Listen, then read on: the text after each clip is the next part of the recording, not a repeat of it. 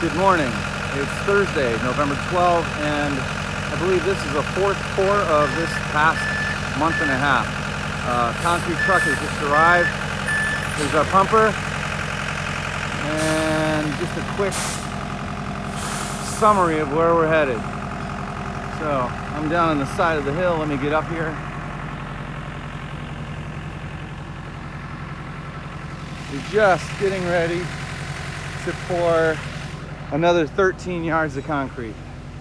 We have 4 locations. 3 of them I can show you. The other one's inside the house, and I don't want to get the house dirty showing where we're going. We've had 2 other pours since this time down here. This is the rebuild part of the project.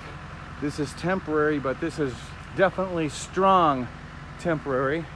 I expect to be removing this side of the house in the next 2 to 3 years.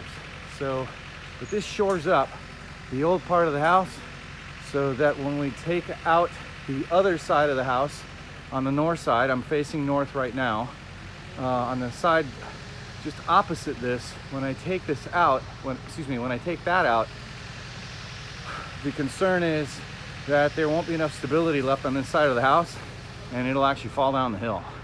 So that's the last pour that's necessary. I have a framer coming on Monday.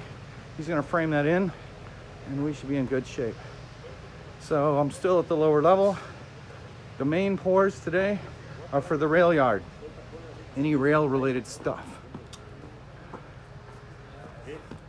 Dijo, y por favor, no me lo andes trayendo ya ni tú vengas a mis trabajos.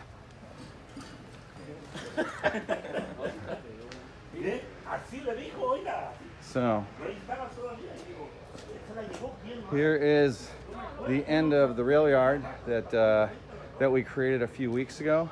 We excavated down 6 inches, put some steel in. Number 5, good strong stuff. And this is the white piece of T.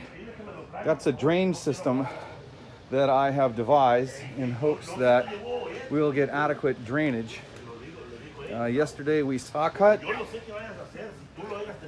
the path out here, and we've got rebar in place. We're also going down 6 inches, and the rail yard runs all the way right through here.